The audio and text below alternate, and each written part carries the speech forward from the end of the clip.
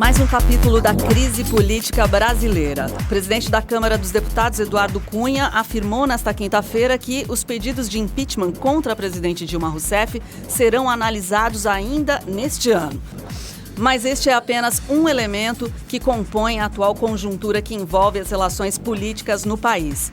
Problemas de caixa na Petrobras depois da Operação Lava Jato, as pedaladas fiscais do governo Dilma e acusações de sonegação fiscal contra o presidente da Câmara também compõem o cenário.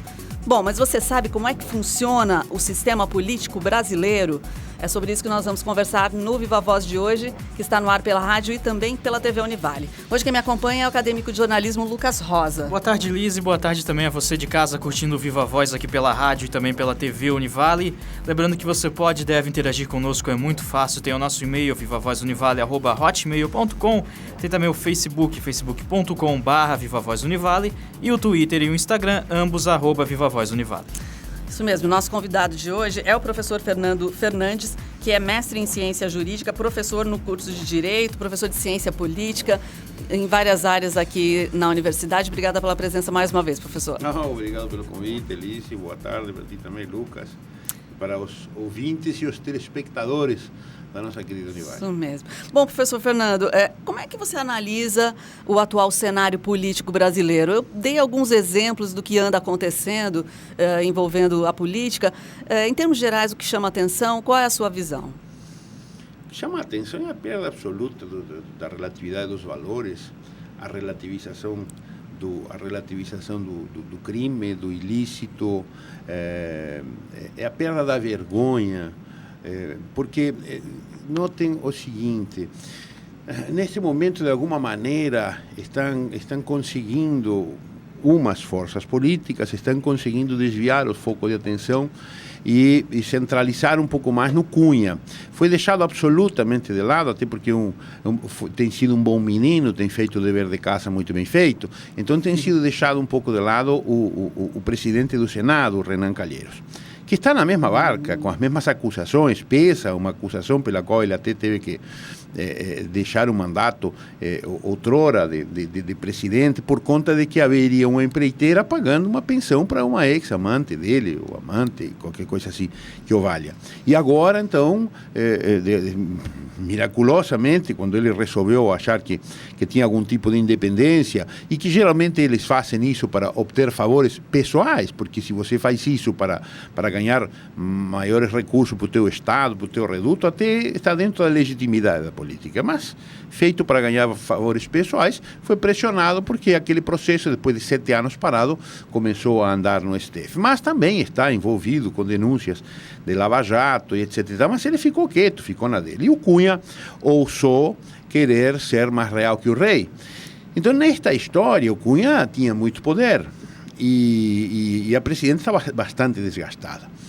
Mas eles estão fazendo, e aí que eu digo que a perda dos valores relativos, a perda moral, a perda da vergonha, a relativização de todos os valores de decência que nós almejamos, que imaginamos e que ensinamos, etc.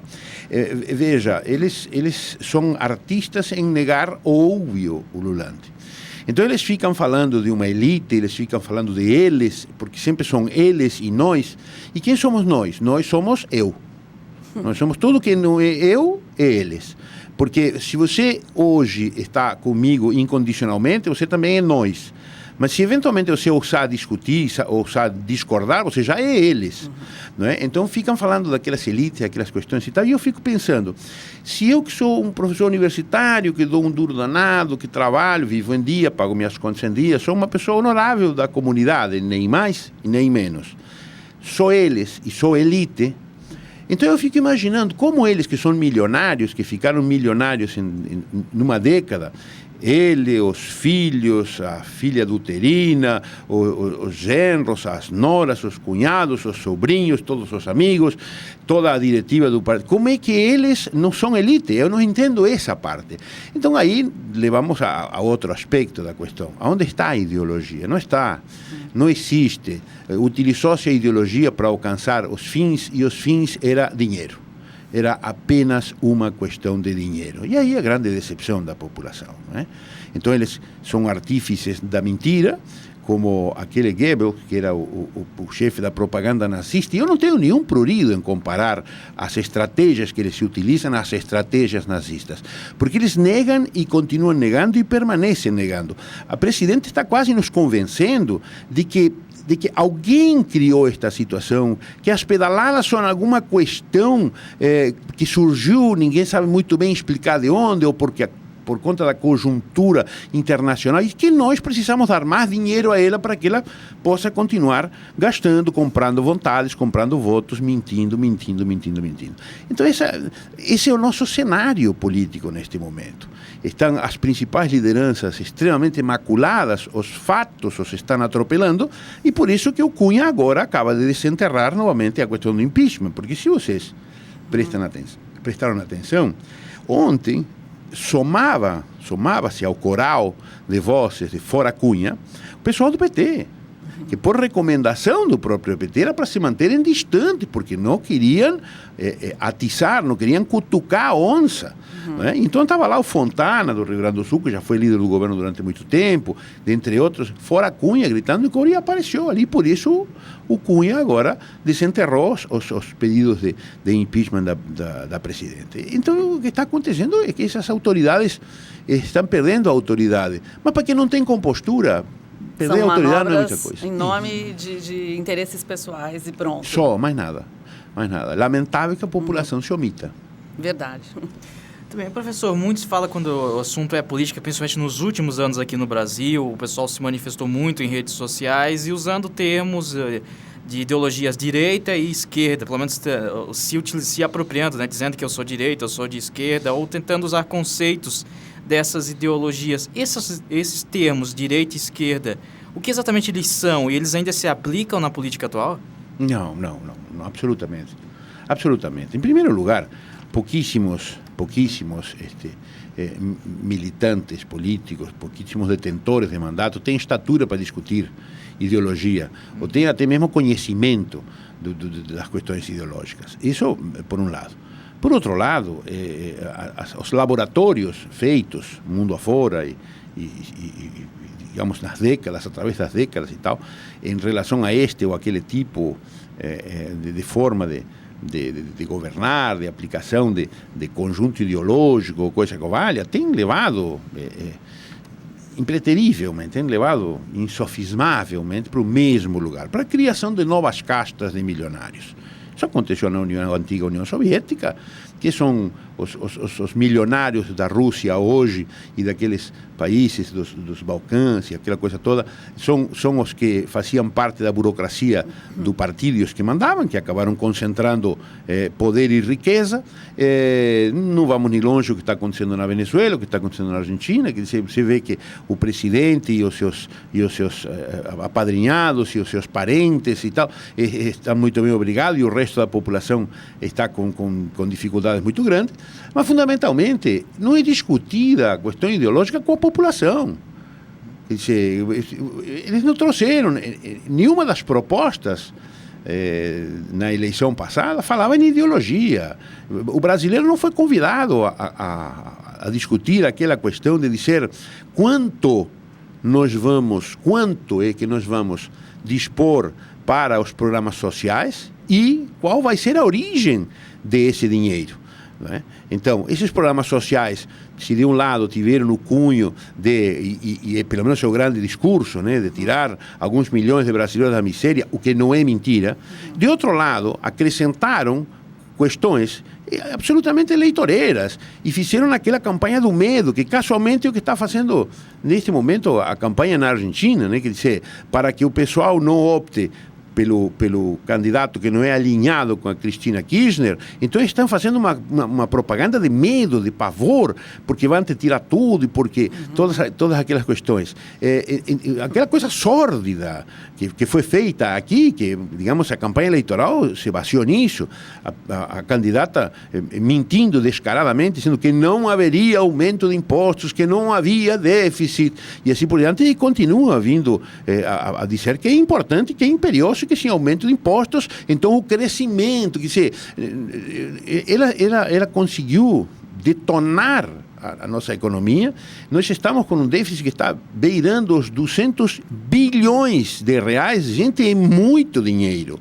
Então, ela quer continuar criando impostos, quer continuar sugando a população, e ela não tem credibilidade para isso. Fica difícil qualquer camada social entender que isso vai ser necessário e que quem vai pagar a conta é precisamente quem fez o rombo. Então isso é uma situação complicada da população entender. Nós sabemos que a conta nós vamos ter que pagar, e nós sabemos que a conta vamos ter que pagar quanto mais cedo melhor, porque isso que nem cheque especial, que nem cartão de crédito. Se você paga o mínimo, aquilo vai assumindo umas proporções gigantescas. Então isso aqui, quanto antes nós resolvamos o problema, equacionemos, é um problema nosso, dos brasileiros, de todos, não é? Criado por A, B ou C, não interessa, mas é nosso. O que é terrível é você pensar que você vai dar dinheiro para uma pessoa que sequer faz uma meia-culpa, sequer assume que tem uma culpa, algum tipo de culpa no cartão. Então você vê os discursos, porque se erramos, como se erramos? Se não foi você, então quem foi que errou? Aonde foi que eu me equivoquei e gastei o que não devia, o que não podia? Então como é que nós fazemos? Nós dissemos, olha, nós precisamos de educação, tudo bem, nós precisamos desse imposto. Nós precisamos de negócio de saúde, tá? E aí criamos esse imposto. Por exemplo, a CPMF foi na primeira edição da CPMF, era para cobrir as questões de saúde. Depois acabou sendo desviado e por isso depois acabou sendo extinguido esse. Mas o que nós dissemos? Nós vamos criar uma despesa, nós temos que dizer, nós temos que apontar aonde que está a receita, a fonte de custeio. Então, estes governos criaram uma série de programas sociais que foram muito além do necessário.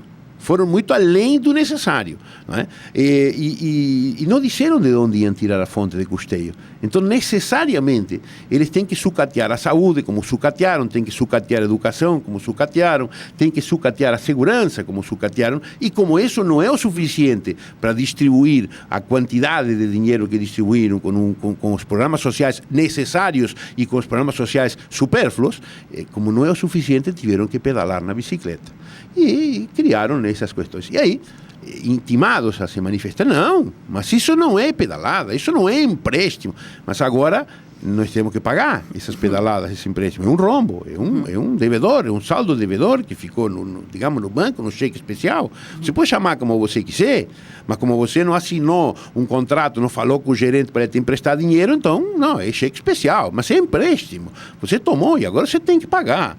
Então, agora, como estamos precisando aumentar isso de imposto e aumentar aquilo de imposto, então, mais ou menos está ficando claro, mais uma mentira, não é?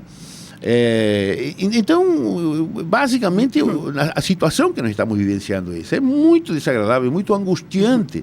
Você imaginar que a solução acabe sendo na mão da pessoa que te trouxe a este beco sem saída. Professor Fernando, nós temos ainda um minutinho antes de fazer um intervalo, mas eu gostaria que o senhor tentasse apresentar, então, esse contexto ao longo da história. Quer dizer, na verdade, o que nos trouxe a esse momento político tão delicado, tão crítico, explodindo situações problemáticas que envolvem a economia, que envolvem as questões sociais. Como isso foi acionado? Por que chegamos a esse momento? Olha, digamos assim, há uma série de fatores que nos levou a este momento. Em primeiro lugar, houve a possibilidade de criação, de ampliação, na verdade, de programas sociais, porque nós tínhamos feito o dever de casa. Nós quem? Nós os brasileiros. Então não me importa qual era o presidente de plantão, é o presidente a quem nós passamos a incumbência. Ele fez o dever de casa, nós fizemos sacrifício de toda a ordem e a casa ficou em ordem, ficou em dia. E aí, então, o presidente Lula ganha a eleição. E ele governa com a casa em ordem, com as questões em dia, com dinheiro em caixa, com situação econômica privilegiada. Nós estamos colhendo o que plantamos durante quase 3 décadas. E chega esse momento. Então ele governa com dinheiro. Cria alguns programas sociais, bastantes programas sociais, e passa para a sua sucessora. Para mim, o fundamental erro foi ali, quando ele escolheu a sucessora, imaginando que poderia controlá-la de tudo quanto é forma.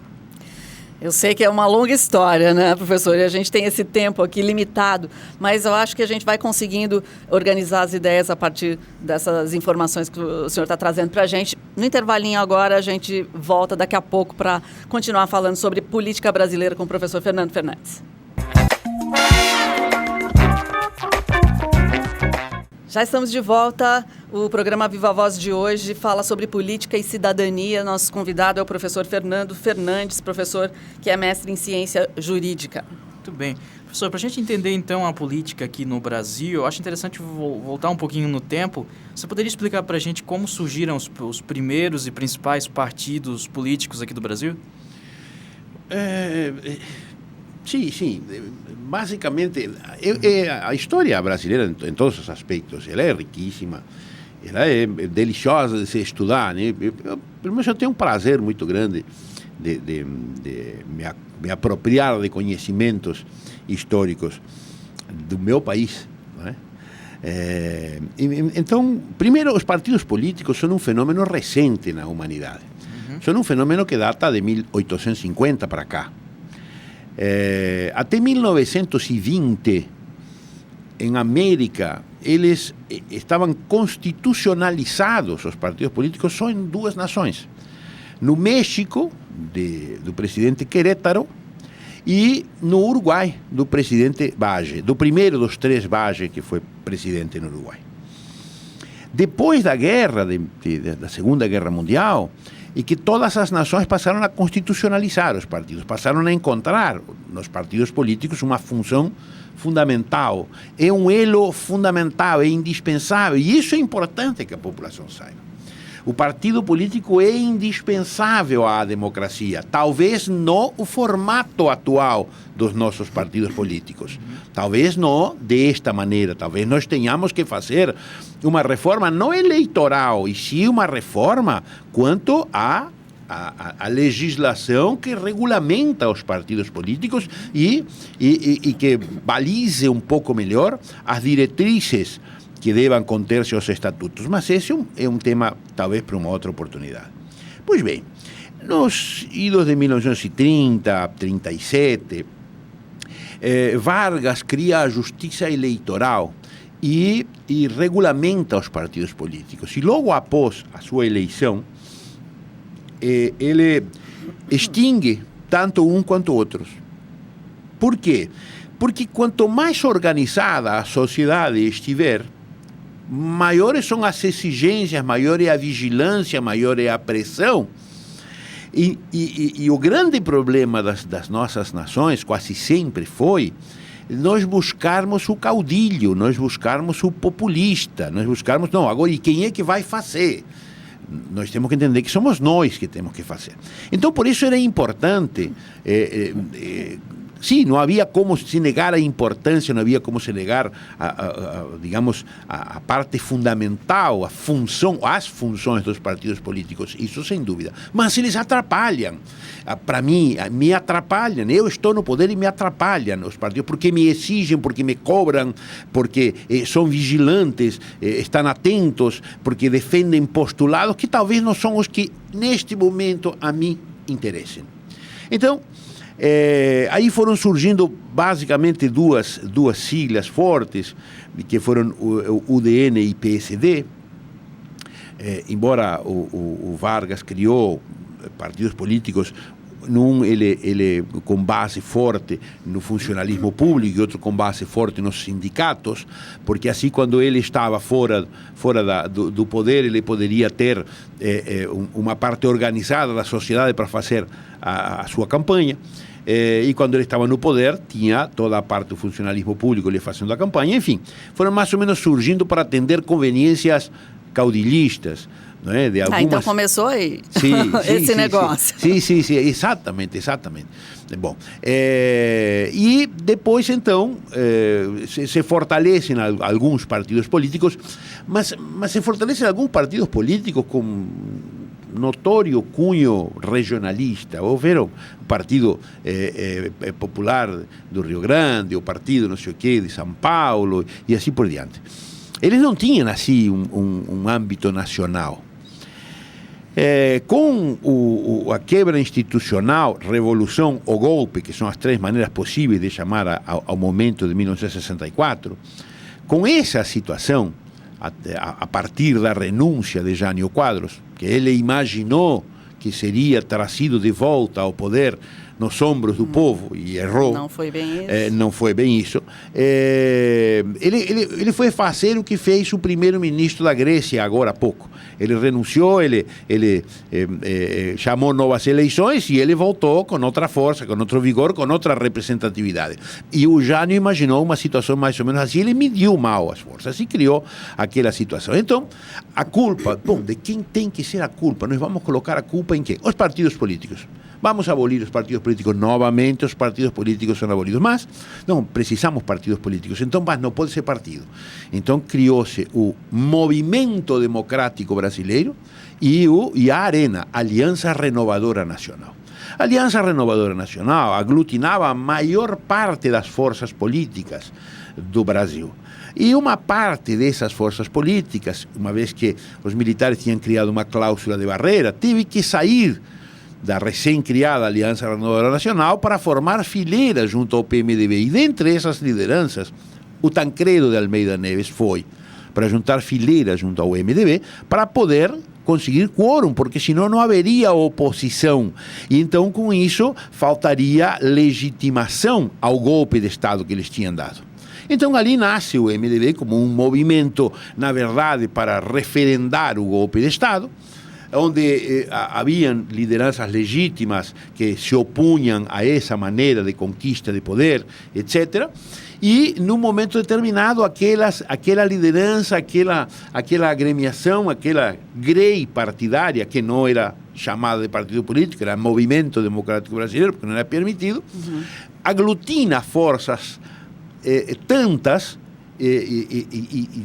de tamanha representatividade que começa a ameaçar o outro lado. E aí, então, o que faz o então presidente João Baptista de Oliveira Figueiredo?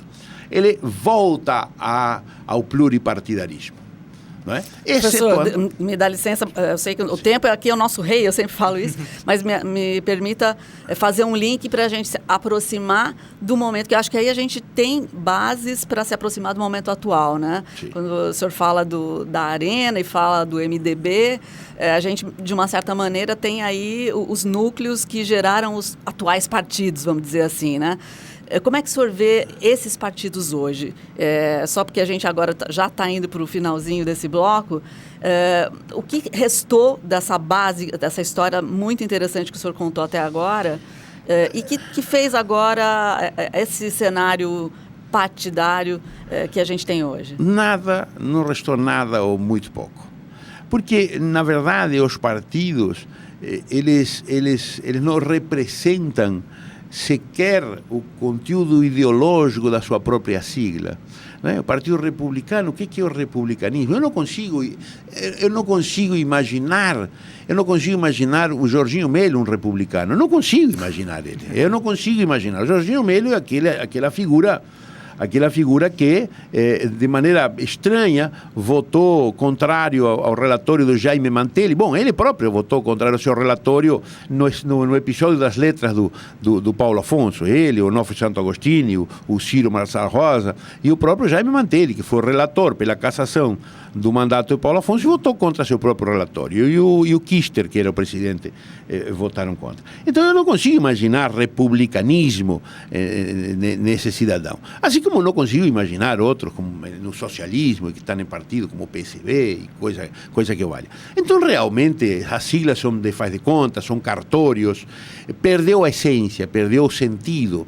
Então nós precisamos do partido político porque para postular a candidatura não pode ser abuso. E não pode mesmo, em nenhuma nação do planeta deu certo a candidatura a abuso. Precisa o partido político. Mas não este tipo de partido político, não este formato com dono não é? E que não discute absolutamente nada, que não discute nada de questões ideológicas, somente trata de questões administrativas e muito superficialmente, não tem muito interesse em discutir com a população questões sérias, como, por exemplo, de onde que nós vamos tirar o dinheiro para pagar estes programas. Eu entendo que tem programas sociais que têm que ser mantidos, nós não podemos deixar nossos irmãos passando fome. Agora, daí a financiamento para comprar telefone celular, para comprar TV Plasma, essas coisas, não sei, me parece um exagero. Professor, para a gente finalizar, com base, né, nesse cenário, que a gente fez um resgate rápido, histórico e tal, a gente tem eleições ano que vem também, né? Como é que o senhor está vendo a conjuntura, pensando já no que a gente tem de questões envolvendo a política nacional, de que forma isso vai se refletir nas eleições municipais? Eu vejo que, de alguma maneira, deveremos experimentar uma queda substancial da representatividade e do espaço dos partidos chamados de esquerda, não é? Porque, convenhamos, se esses partidos são de esquerda, eu sou frade. Isso aí, fica tranquilo. Eu, inclusive, moro num mosteiro, tudo isso. Eu imagino que eles, digamos, um pouco queimaram no filme. Não que não possa ser resgatado, não da maneira que estão fazendo.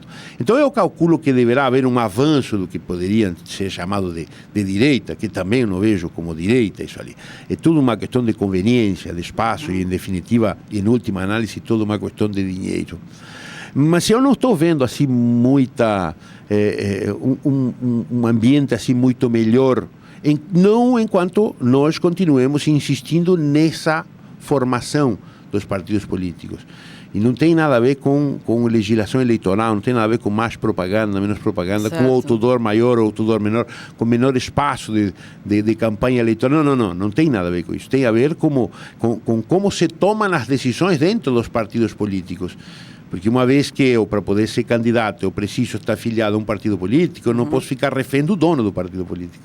Porque então aquilo deixa de oportunizar igualmente a todos os brasileiros a possibilidade de postular a candidatura e assim por diante. Então há uma série de questões que tem que ser analisadas por aí. Eu não vejo um horizonte assim muito alvissareiro em questão de política no curto prazo. Não, se nós não tivermos uma Assembleia constituinte específica para modificar esse tipo de coisas e divorciada do legislativo, ou uma comissão de notáveis da área que elaborem um projeto e o proponham, ou uma lei de iniciativa popular fazendo uma modificação disso tudo, porque os políticos são a raposa cuidando do galinheiro, não vai sobrar nem galinha nem ovo. Meu Deus, que cenário, hein, Lucas? Exatamente. Bom, a gente quer agradecer a participação do professor Fernando Fernandes, mestre em Ciência Jurídica, professor de vários cursos aqui da Univale. Obrigada, professor. Muito obrigado pelo convite. Boa tarde. Para encerrar, então, boa tarde, Liz, e boa tarde a você de casa curtindo mais um Viva Voz. Suas ideias em alto e bom som.